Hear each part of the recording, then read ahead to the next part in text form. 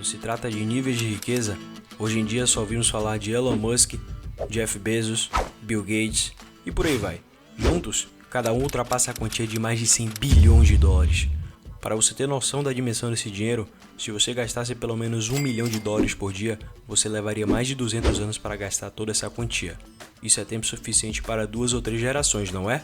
Mas e se eu te disser que o homem mais rico da história moderna tinha uma fortuna estimada em 418 bilhões de dólares em valores atuais? Você acreditaria? Sim, ele existiu. Conhecido como John Davidson Rockefeller, foi um empresário e filântropo americano. Pode ser que você nunca tenha ouvido falar dele, mas ele deixou um legado inesquecível para o mundo. Inclusive, ainda podemos encontrar resquícios do seu trabalho em companhias petrolíferas ao redor do mundo, como por exemplo Chevron, Texaco, ExxonMobil e por aí vai. Todas elas derivadas do maior conglomerado petrolífero que já existiu, a Standard Oil. Entenda agora o início da ascensão de John Rockefeller, as ambições que levaram ele a conquistar o monopólio da indústria de petróleo e a lei implementada pelo governo americano que pôs fim ao seu monopólio. Para quem acha que Rockefeller veio de uma família rica, se engana.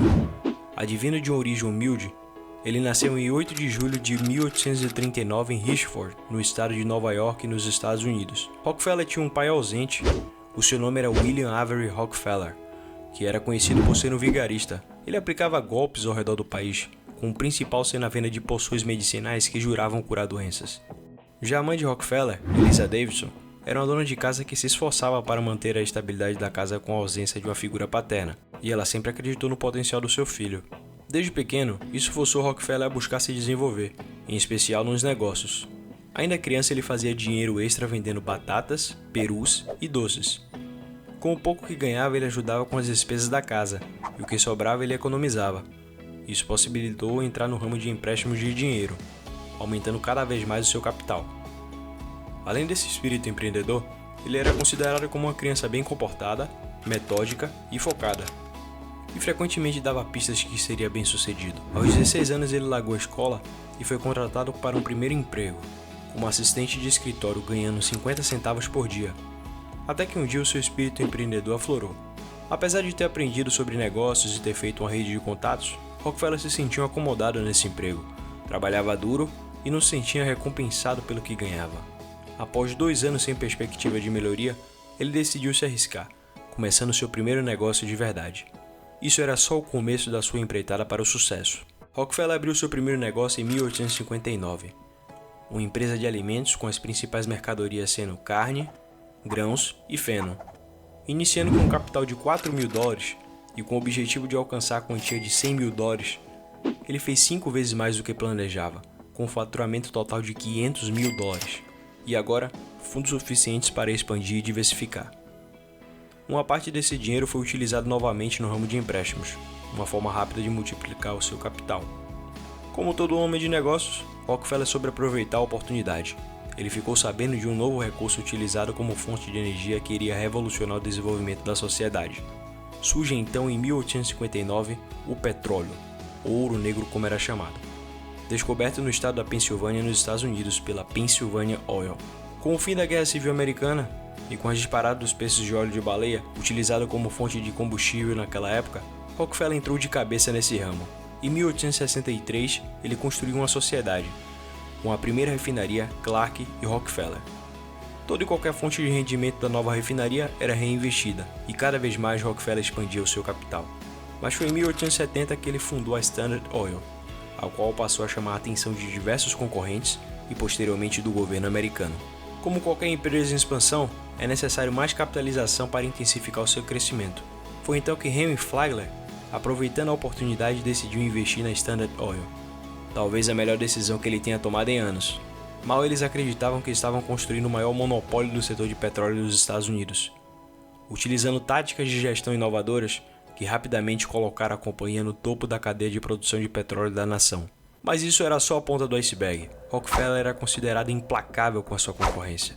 Quando alguma empresa chamava sua atenção, primeiro ele oferecia uma compra direta da companhia.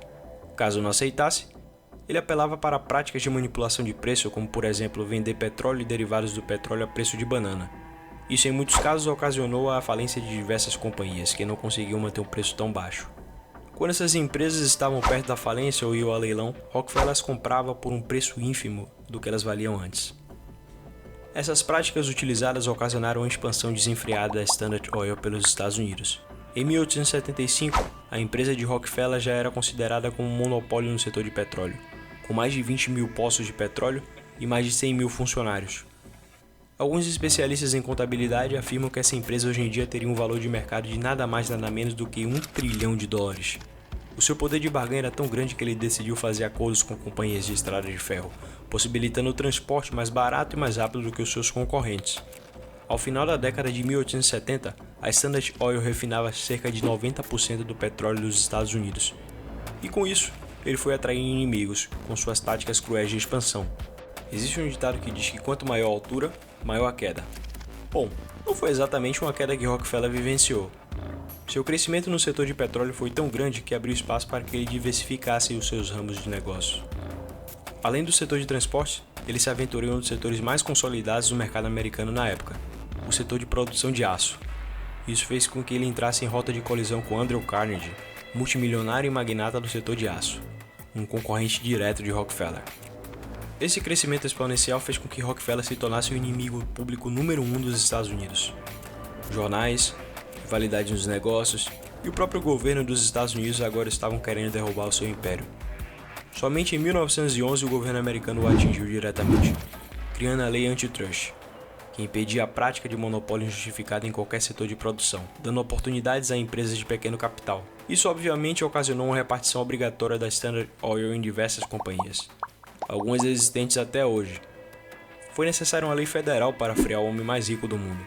Obviamente isso não impediu de ganhar dinheiro, só reduziu seu apetite expansionista dos negócios, que poderia ter tomado proporções inimagináveis em outros setores, e aumentando vertiginosamente o seu patrimônio na época. O escritor americano Ron Chernow afirmou: seu lado bom era tão bom quanto seu lado ruim era ruim.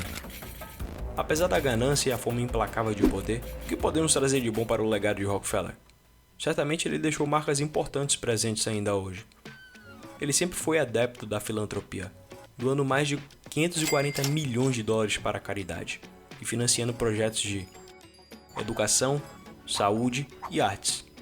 Em 1903 ele criou a Fundação Rockefeller, que é uma das maiores organizações filantrópicas do mundo, ainda vigente hoje. Seria isso uma manobra para mascarar suas práticas de negócios cruéis e impiedosas? Bom, fica aí a pergunta. Rockefeller faleceu em 3 de maio de 1937, aos 97 anos, deixando um legado para as próximas gerações e uma imagem contraditória na história.